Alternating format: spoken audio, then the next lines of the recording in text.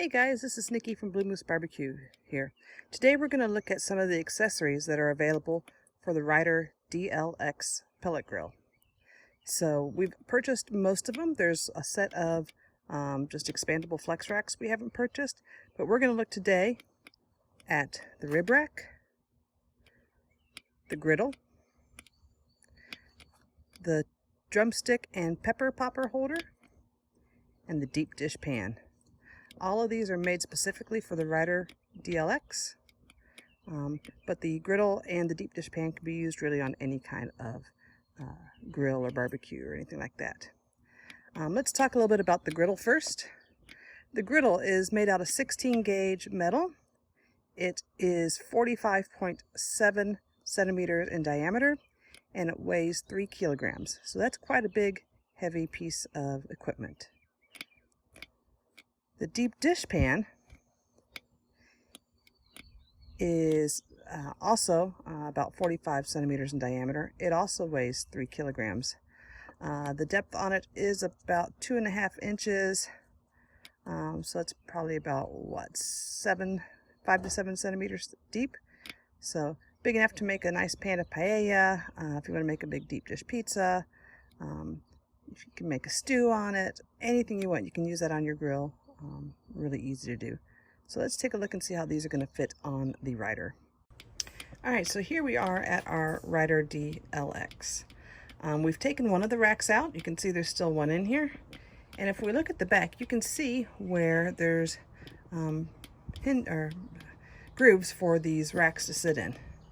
So if I look at the pepper popper here, you can see that there's a hinge on it. And it's very easily going to come in here and sit right on there. So I can put my drumsticks or my jalapeno poppers on there quite easily. I can put it in the middle, or I can also put it on the left hand side as well.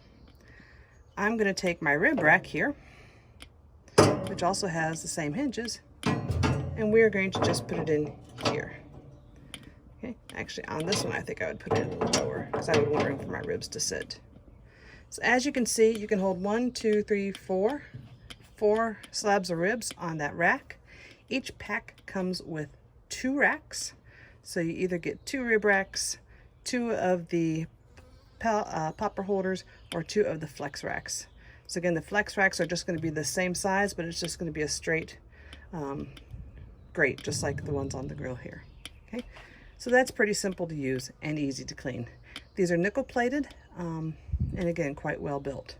Unique to any other pellet grill out there on the market. So we're about to put the deep dish pan into the Ryder. So as you can see, that center grate there, that sear grate, is about the same diameter as what this griddle is going to be. So I'm going to go ahead and put it in. And you can see it perfectly covers that sear grate. Now they suggest that you season these pans just like you do your smoker. Coat it down with a light coating of oil. Put it in your smoker or an oven at about 204 degrees Celsius or 400 degrees Fahrenheit for about 30 minutes. It should turn the color a little brown. That's okay. Let it cool, wipe it out, and you're good to go. So again, this would be great for doing something like paella or a big deep dish pizza or a stew or lots of things. It's only limited by your imagination. This is the griddle, and I'm super excited to try this griddle out. We're actually going to season it and then make smash burgers on it today. This will be a lot easier than starting at my Bronco and using my griddle plate for that. I love my Bronco. I love using that griddle plate, but sometimes in the summer it's just too hot. You don't want to be outside all that time. This is where the pellet grill comes in handy. Really easy to start it up, get it up to temp, and let her go. So again, you season this just like you do your smoker, light coat of oil, 400 degrees Fahrenheit, 204 degrees Celsius. Let it cook for about 30 minutes. Let it cool, wipe it down, and she's good to go.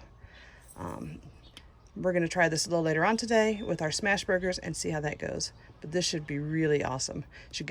We can actually smoke it first if we want, and then cook them on the griddle. So we'll give that a try later on.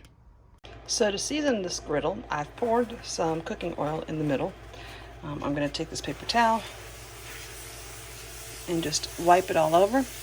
I'm going to be sure I get the sides And once this is all done, I will do the underside as well. And we will put it in the oven to bake for 30 minutes to get that seasoning really nice on it. We'll be back when the seasoning is done so you can see how that looks. So this is our griddle. We just took it out of the 400-degree smoker. It was in there for about a half hour. Once we pulled it and we let it cool a little bit because it was super hot. Make sure you wear some really thick gloves when you pull that thing out. We put another coat of oil on the inside part. You can see how nice and dark it is from the initial picture I took. So we'll be doing some smash burgers on this probably tomorrow. And we'll post a video of how that turns out then.